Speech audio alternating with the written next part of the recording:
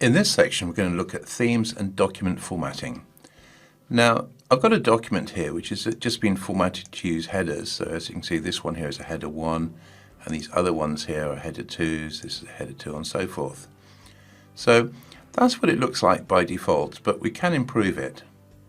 If I click on the Design tab over here, you've got themes and you've also got document formatting.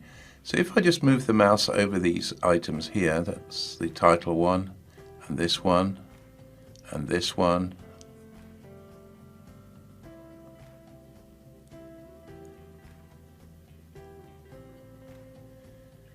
can you see the difference? This one stands out quite nicely. Basically, document formatting has been applied to the document, so it just makes it kind of more interesting. Or if you want to, you can click on the down arrow where it says themes here. And again, if I just move the mouse pointer over these options here, you can see that gives it like a green effect.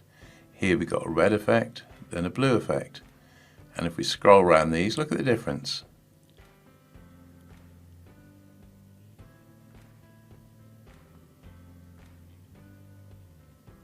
It's quite dramatic.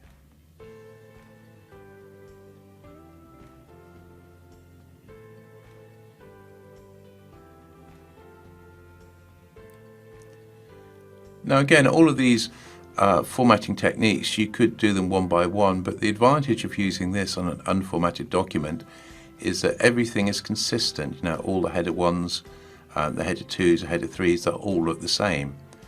And it just sort of imposes consistency on your documents. If I want to, I could click on the down arrow here under Colors, and if I move down here, just slowly,